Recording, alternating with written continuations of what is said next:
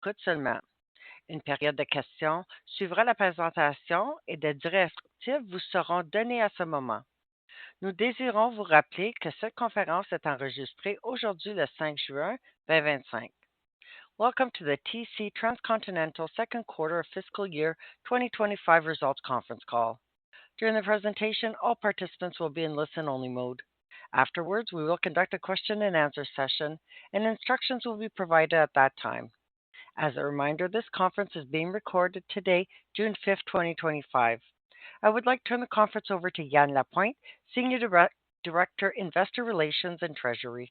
J'aimerais maintenant céder la parole à Yann Lapointe, Directeur Relations avec les investisseurs et Trésorerie. Monsieur Lapointe, please go ahead. Thank you, Joël, and good morning, everyone on the call. Welcome to Transcontinental's Second Quarter of Fiscal 2025 Earnings Call.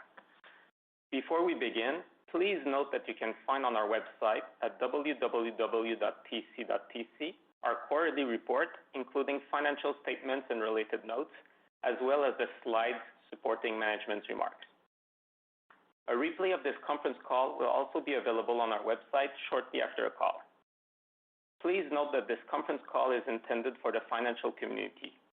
Media are in listen-only mode and should contact Jonathan Provencher, Senior Manager, Corporate Communications, for more information. We have with us today our President and Chief Executive Officer, Thomas Morin, and our Executive Vice President and Chief Financial Officer, Donald LeCavalier.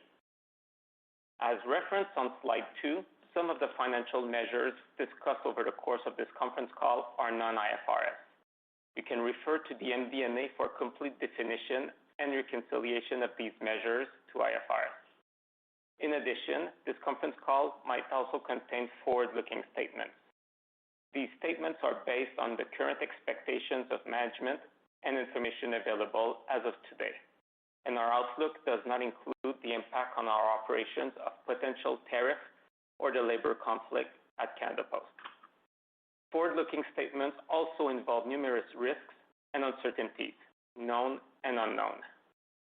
The risks, uncertainties, and other factors that could influence actual results are described in the fiscal 2024 annual MD&A and in the latest annual information form. With that, I would like to turn the call over to our President and CEO, Thomas Morin. Thank you, Yann, and good morning all. Once again, the results for this quarter demonstrate the positive effects of our two-year program to improve our profitability and financial position, with a growth of 11.5% in adjusted net earnings per share in Q2 versus Q2 last year. As anticipated, our packaging sector experienced a decrease in revenues and profits in Q2 compared to the second quarter of 2024. The 3% organic decline in revenues was mainly due to lower volume. In retail services and printing sector, we had a very good quarter with significant increases in revenue and EBITDA. This solid performance was driven by growth in our book printing, specialty solutions, and in-store marketing businesses. It also benefited from reduced costs, mainly due to the transition to radar. On safety, I'm happy to report a significant year-over-year improvement across the company in the first 6 months for this fiscal year, from 46 incidents to 28, a 40% decrease. We are very encouraged by these results, which will get us close to our no-injury target. Now, looking ahead to the rest of the year and starting with packaging, we should continue to benefit from the recovery we're seeing in medical. And overall, looking at our good sales pipeline and with our continuous efforts to close deals, combined with the implementation of additional cost out, we remain confident to achieve both an organic volume and profit growth in the second half of fiscal 2025. In retail services and printing, we will focus on closing acquisitions in ISM in Q3, in sustaining our sales momentum in books, and in managing costs rigorously in our radar business, given its tough comparable in the second half of last year. All in all, as the year unfolds, we continue to be laser-focused on our 4 priorities of growing profits, delivering a strong return on assets, maintaining a solid balance sheet, and commercializing sustainability. Now over to you, Donald. Thank you, Thomas, and good morning, everyone. Moving to slide 5 of the earnings call presentation. For the second quarter of 2025, we reported 0.1% increase in revenues versus the same quarter last year. This increase was caused by the first volume growth in our retail service and printing sector, or RS&P, since 2022, and also a favorable FX impact. This growth was partially offset by the impact of the sale of our industrial packaging activities and lower volume in packaging. Regarding profitability, we delivered a strong quarter with consolidated adjusted EBITDA of $108.5 million. If we exclude the impact of the sale of the industrial packaging activities, adjusted EBITDA increased by $2.1 million, following a very good performance from our RS&P sector. Financial expense decreased by $5.4 million to $9 million, mainly due to a lower debt level following strong cash flow generation in the last 12 months and from lower interest rates. Adjusted income tax remained stable at $12.7 million and represented an effective tax rate of 20.8%. This led to a solid adjusted earnings per share improvement of 11.5%, going from 52 cents in Q2 last year to 58 cents in Q2 this year. Now, moving to slide 6 for the sector review. In packaging, for the second quarter, we generated revenues of $404 million, a 2% decrease compared to last year. The decrease is mainly due to the sale of our industrial activities and to lower volume across most of our markets, partially offset by favorable exchange rate. In terms of profitability, adjusted EBITDA decreased by 8.1% to $65.4 million, mainly as a result of the sale of our industrial activities and lower volume, partially offset by favorable exchange rate. EBITDA margin was solid at 16.2% as we continue to see the benefits from our cost reduction efforts. Moving to retail services and printing on slide 7. Revenues increased by 5.1% to $279.9 million. This was mainly due to an increase in our book printing, specialty solutions, and in-store marketing activities. Our book business sales were solid in the second quarter. They benefited from a weaker Canadian dollar and from the impact of a U.S. book printer outsourcing some volume to our book platform. Adjusted EBITDA grew by 15.5% to $54.4 million. This is the fourth consecutive quarter of profitability improvement for the sector, as we benefit from significant cost reduction initiatives, including the closure of our Saint-Hyacinthe plant and the rollout of radar across the province of Quebec. We expect a tougher comparable in the second half of the year, as most of these cost reductions already impacted favorably the second half of last year. Looking at media, Q2 performance was in line with our expectations, as the decrease in revenues and profitability was mainly due to the end of the SEAO contract last year. Corporate costs were slightly higher than last year and were negatively impacted by higher share-based compensation following the payment of the special dividend in April. Now turning to cash flow. As expected and in line with normal seasonality, we saw small working capital usage of $10.9 million in the second quarter of 2025. Despite this working capital timing, we generated $80.3 million from operating activities. Our CapEx at $24.5 million was $5.6 million lower than last year and positions us well to finish the fiscal year in line with our guidance of $120 million. We used the cash flow from operation of the last few quarters and the proceeds from the sale of our industrial packaging activities to pay a special dividend in April 2025. Despite the special dividend, our net debt ratio remained very healthy at 1.70 times at the end of second quarter 2025, compared to 1.71 times 6 months ago. Overall, we are pleased with our solid financial position, and excluding the potential impact from tariff and the labor issues at Canada Post, we remain confident in our outlook. In packaging, we saw positive volume growth in the first month of our third quarter, including a continued recovery in our medical market. This adds to our confidence to generate volume growth for the sector in the second half of fiscal 2025. This volume growth should support higher profits in the second half of the fiscal year as we remain confident to grow organically the adjusted EBITDA again in fiscal 2025.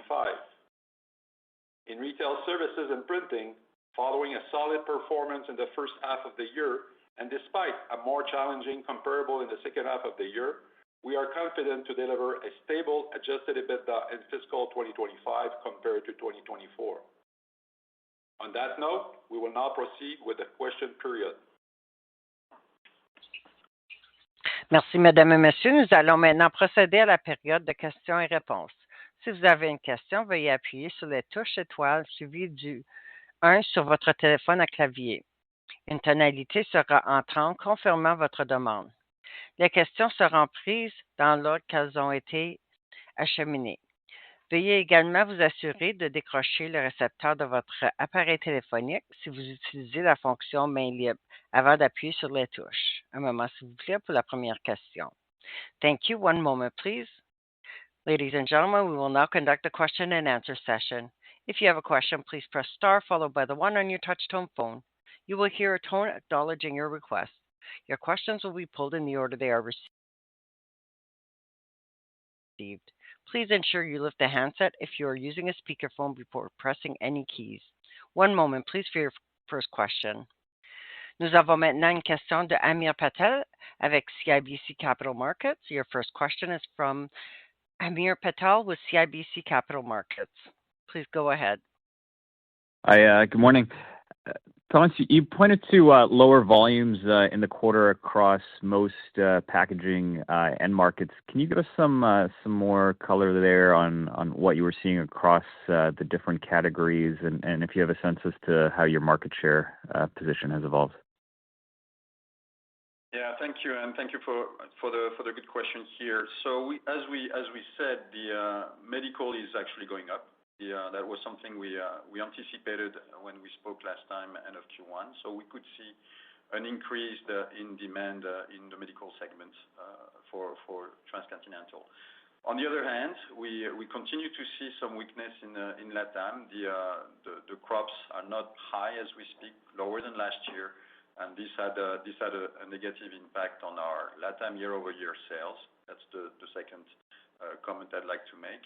Third, the rest of the business recovers, but not at the pace we wanted. So the sum, actually, you have ups and downs, but the sum remains negative, as you see. So it's really a bit across the board we see softness. Okay, great. And I understand some of your U.S. packaging peers have come out with price increase announcements citing tariff headwinds for some of their input costs. Have you also announced similar increases? And maybe if you could break down for us how much of the organic sales decline in packaging in the second quarter was price versus volume?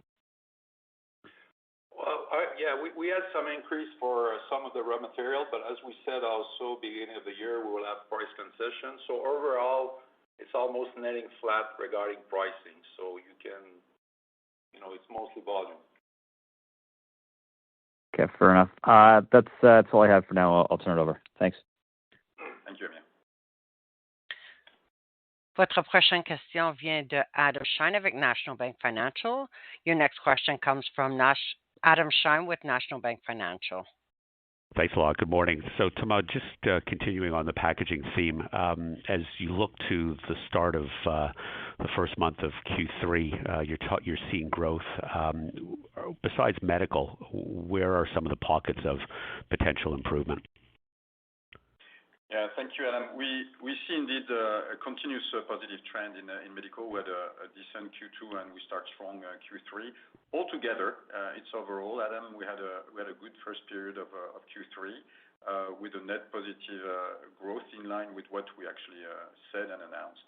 It's a nice recovery in our beverage segment. We start to seeing some good momentum here, and we should enter in the second part of the year in a better seasonality for both LATAM, given the weather we talked about, as well as our protein business. Okay. And if we turn to the impact of tariffs, I think on the last call, you talked about maybe 6-7% sort of level. Maybe you didn't talk about it. Maybe we talked about that post facto. But I think when thinking about USMCA considerations, I think the actual impact potentially is significantly lower. Maybe Thomas or Donald can just elaborate on that. Yeah, I agree. It is significantly lower. The only one now that will have an impact, but not material, is the new increase for this week of 25%.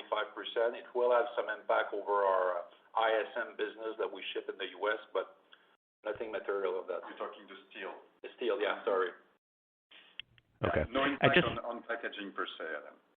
Okay. No, I appreciate that. And just lastly on the buyback, I mean, you took a pause in Q2 after being active in Q1. Of course, we saw a special dividend getting paid out in April.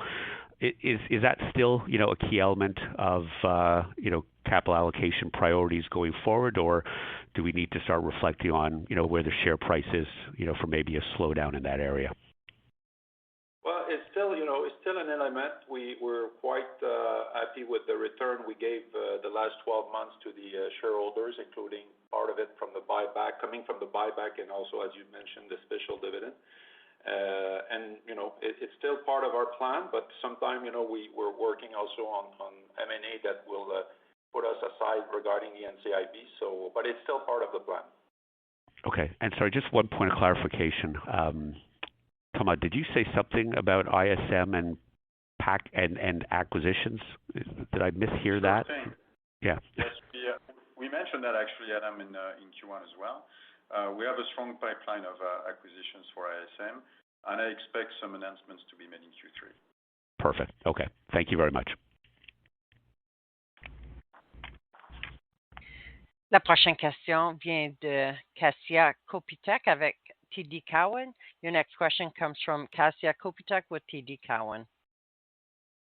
Thank you. Bonjour tout le monde. Hi, it's Kasia on the line for Sean. I have a couple questions. Just sticking with the packaging theme a little bit. You gave some good color around medical and LATAM.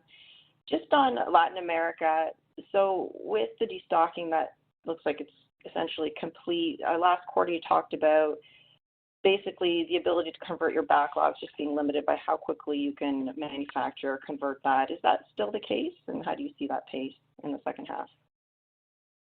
So thank you, Kasia, for your question. Two things on that. The backlog is mainly medical.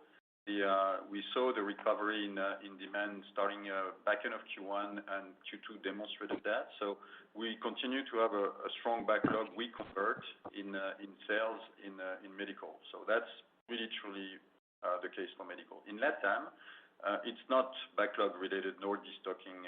It is really weather. It's a agriculture-based business, and depending on the size of the crops, we sell more or less.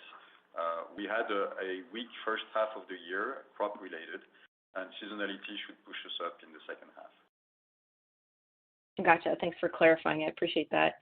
And I think last quarter you mentioned also something in Ecuador and just the electricity there being a problem. Is that do you think you can get that back in the second half as well? That's a good point, and thank you for remembering this. Actually, we had some electricity shortages in Q2 in Ecuador. That's very true. That has disrupted the business more from a profitability standpoint than a volume standpoint. We had to experience some plant shutdowns because of these electricity shortages impacting bottom line, not too much top line. Got it. And just switching gears a little bit, your competitor Amcor recently referenced lower demand in North America for flexibles. I mean, it sounds like you're experiencing similar things. And they also mentioned weaker beverage volumes. Are you seeing anything there? I mean, there's, I guess, some debate around whether beverages are cyclical or seasonal, but any context you can provide around that subsegment?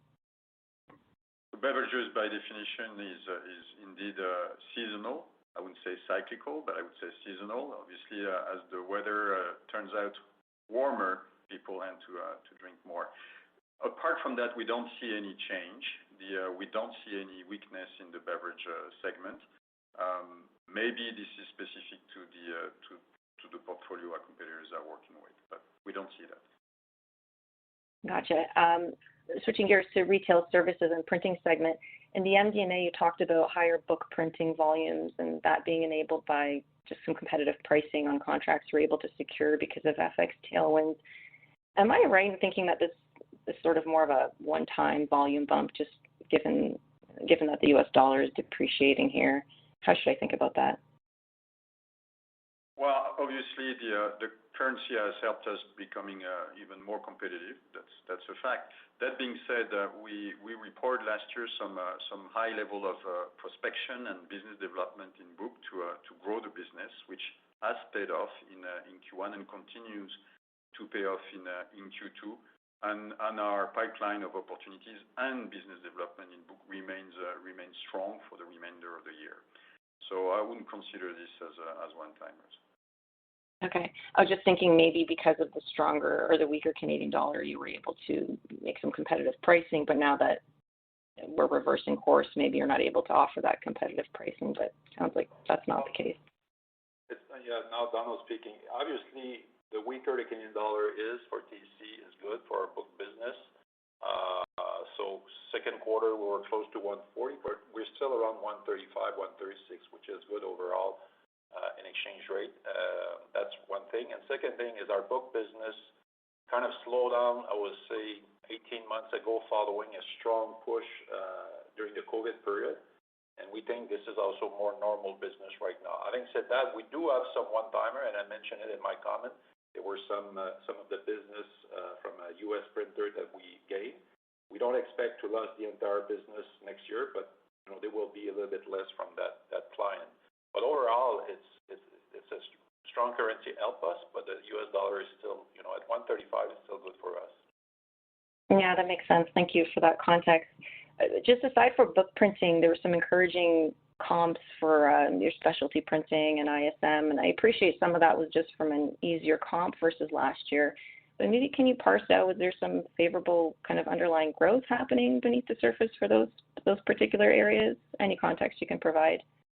Well, I would say I agree with you for the book business. Actually, it was an easier comp, but we do have a very strong quarter. But ISM has been growing for us either by acquisition or strong organic growth over the last 3-4 years. Actually, more than that. So it's not an easy comp on that side of the business. Specialty, I agree also, because specialty, which is not as big for us, has been suffering a little bit like the book post-COVID impact. But overall, ISM is keeping a very great momentum of organic growth for us over the last few years and every quarter. Yeah.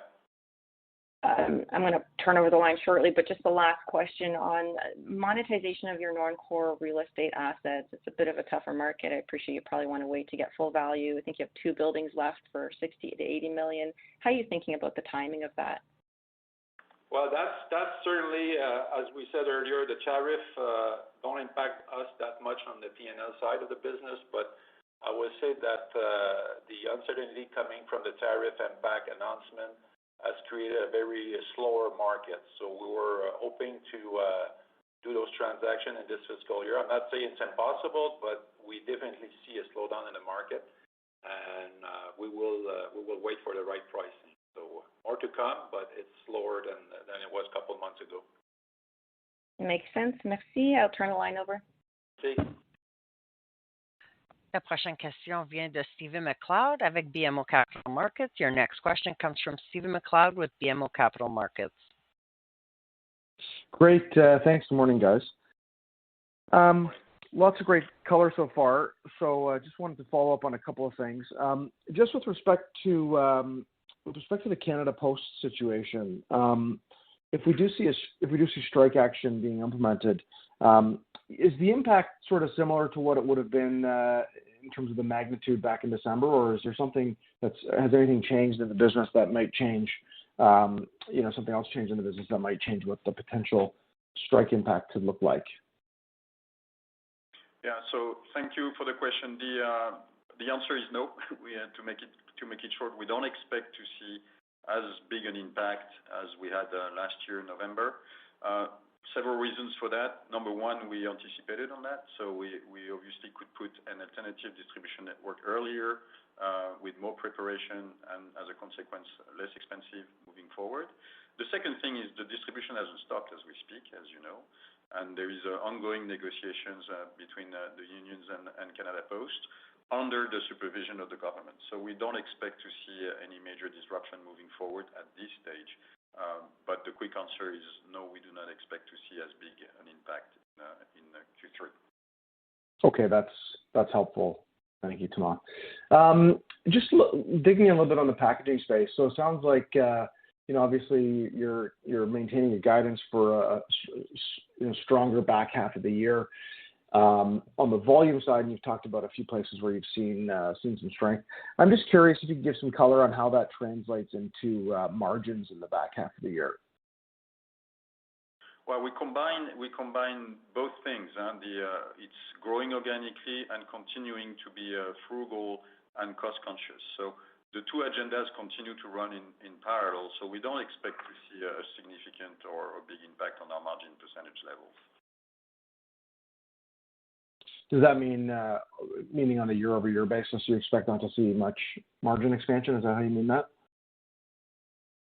Well, if you look at like this quarter, last second quarter, as we mentioned, it was a very strong quarter for TC, and margin was above 17%, and we were under. But Q1 we were year-over-year equal. And last year, the second half, margin-wise, was down, so we expect to be at least better than last year over the margin with the forecast we gave in the first the outlook. Okay. No, that's helpful. Thanks, Donald. And then maybe just finally on the retail services and printing sector, you gave some good color around the books business and kind of the outlook there. Can you just talk a little bit about on ISM, sort of where are you seeing pockets of strength in that business? Is it across the board, or are there specific areas where you're seeing incremental strength? And I guess related to that, did you see anyone kind of pull back on ISM spending with reflect to reflect tariffs, or has that not happened? No, the answer is no. We do not see any customers pulling back budgets for that. We grow the business organically in ISM. It's a project-based business, and we have an active prospection activity, which goes from coast to coast now. We also expand our footprint in ISM. So it's an organic growth across the country. No sign of customers pulling back or reducing spend in that. Okay, that's great. Thanks, guys. Appreciate the color. Thank you. La prochaine question vient de Maher Yaghi avec Scotiabank. Your next question comes from Maher Yaghi with Scotiabank. D'avoir pris ma question. Good morning. My first question I wanted to ask you is on M&A. You mentioned you are looking to undertake one in your ISM business. Just wanted to ask you, your current leverage is 1.7. What do you feel you can be comfortable taking that up to in the current environment under, inside an M&A transaction? And also on the packaging side, can you discuss your M&A funnel and if it's expanding or getting smaller? And how do you feel about the opportunities for M&A in that segment? Thank you. I can take the leverage ratio. We're, as you said, 170, and we will generate a lot of free cash flow till the rest of the year, so we should get better if there's no acquisition. Having said that, we always said that we don't have a specific target. We're comfortable under 2. Why we're comfortable to be under 2? Give us a lot of opportunity to either be active like we did on special dividend on NCIB. In the past, when we did Cobris, we went up as 3.5 because we were very confident to get back to 2 over the next 2 years, which we did. So give you a range of possible acquisition. Having said that, yes, we do have ISM transaction in the pipeline, but nothing major that will push us at a very high level of debt ratio. Yeah, I'll take the question on the packaging M&A. So 2 things to say here. First, remember we've been investing a lot in our capex to grow organically. So Capacity-wise and technology-wise, I think we're in a good spot to grow organically packaging without M&A. First thing. Second thing, the activity in M&As in packaging is limited as we see. We receive from time to time some opportunities to look at, but they're very minor, and there is nothing really that would make a huge difference for us strategically. So very, very quiet activity in M&A these days in packaging. Okay, great. So just Donald, I wanted to ask you. I know it's still not close. I mean, the Senate. The House has approved the budget reconciliation bill in the U.S. and now it's going to the Senate. But a lot of discussion I've been getting is on Section 899. I mean, it is focused on asset management entities, but is there anything in Section 899 that could increase your tax bill in the U.S.? I don't know, what's 899, but what I do know about this new project is that it may have an impact over the free cash flow that we generate in the U.S. and that we want to bring back in Canada, either by loans or dividend. This is something that they've been working around for they've been talking about. But the way we read it right now with our tax specialist, it's going to be, first, it needs to be approved, which might be a long process. Second, it will be, over next year. It's not like it will happen in 24 months. It's a longer period where we think we can find ways to adjust ourselves. So there's either you finance direct in the U.S. So we're following that, but I don't see on the short term any material impact on the free cash flow coming out of the U.S. But this is something that we will follow for sure. Yeah, there are ways around it in terms of how you finance the operations, financing in the U.S. directly instead of Canada, and it's the withholding tax application that is problematic. But I understand what you're saying. It's still very, very new, and it will take time to get implemented. So you can work around it. But okay, great. Just one last question I had is on volume. You seem, on the packaging side, you seem to have a positive outlook in the second half.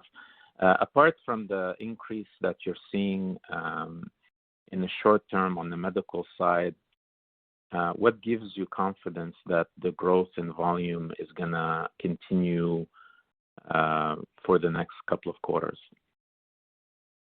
Yeah, so indeed, do you have sorry, but do you have that kind of visibility out into into your Q4 in terms of the volume? We do. So starting with where from the medical continues to be strong and will be strong Q3, Q4. I remind you that last year Q3, Q4 for medical were very weak. It's a bit the same as the book story we had a year before. So the year-over-year will show a very strong and interesting growth in medical. All in all, we're also having a very strong pipeline of opportunities. We're focusing on the efficacy and efficiency of our closing ratios. So all in all, we have good line of sight on a stronger H2 than H1. Yes, we do. Okay, great. Merci beaucoup. La prochaine question vient de Drew McReynolds avec RBC Capital Markets. Your next question comes from Drew McReynolds with RBC Capital Markets. Thanks very much. Good morning. Two for me. Thomas, on your comments around the good sales pipeline within packaging and all the commentary you've just said about volume and the visibility on volume, I know internally there's a little bit of a bigger focus on the sales side and replenishing the pipeline and getting the funnel stronger. Can you talk to those internal initiatives that are incremental that are being put into place? And is this kind of allowing you to gain share in terms of that volume, or is the improving sales pipeline more an industry dynamic? And then secondly, for you, Donald, just on the remaining cost savings, I think there was a target of 40 million last quarter. You're at 30. You're probably still realizing ongoing cost savings. Just where are we with respect to realizing the remaining 10? Thank you. All right. So I'll take the first one, Donald. You take the second. In terms of sales pipeline, we have a strong process, and I'm focusing a lot on making sure this process is going fine and there is a good execution. That's really what it is. I'm not expecting any tailwind, if you will, from the industry. If there is, good. If there is not, I don't think we need it. The only tailwind would come from seasonality in LATAM, as we discussed. So it's really around managing our process in a very efficient and quick manner. Targets are well identified. Opportunities are known. It's closing them. You want to take the... Yeah. Well, we will achieve this cost saving, and you even in the opening comments by Thomas, we did mention that we're confident regarding the sale outlook for packaging for the second half, but we will still be pushing. We're still pushing for cost efficiency. And our comment at the beginning of the year was, and it remained, that sales, because of the price concession we're giving right now in the market, will probably be flattish for TC on the packaging side, but we're remaining confident for organic growth on EBITDA. So this is the cost saving program that continue to kick in to support us. And obviously, RSNP has a very strong, first half, some challenge in the second half. Therefore, we're active also on this side. So we will achieve this target of 40 million for sure. Great. Thanks for the additional color. Thank you. Mesdames et messieurs, encore une fois, si vous avez des questions supplémentaires, veuillez, s'il vous plaît, appuyer sur la touche étoile 1. Si vous utilisez la fonction main libre, veuillez décrocher le récepteur avant d'appuyer sur la touche. Ladies and gentlemen, if there are any additional questions at this time, please press star followed by the 1. As a reminder, if you are using a speakerphone, please lift the handset before pressing any keys.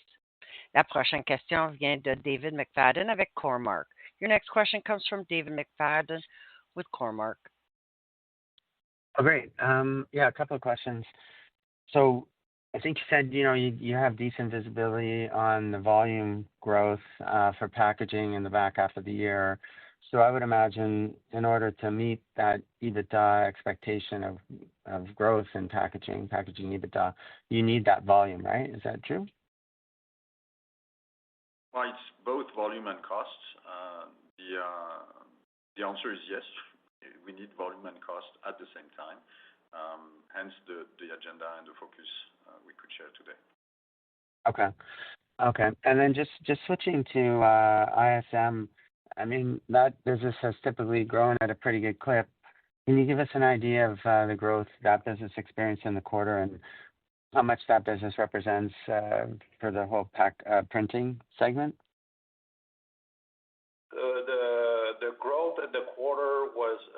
The growth was about 5% for the quarter for the business, and the business now, if we exclude the commercial part of the business, I think we disclose it separately now, is north of 200 million. Okay. All right. Thank you. Il ne semble plus d'avoir de questions. Mr. Lapointe, there are no further questions at this time. Thank you, Joël, and thank you everyone for joining us on the call today. Looking forward to speaking to you soon. Mesdames et messieurs, ceci termine l'appel conférence pour aujourd'hui. Merci de votre participation. Vous pouvez maintenant raccrocher. Ladies and gentlemen, this concludes the conference call for today. Thank you for participating. Please disconnect your lines.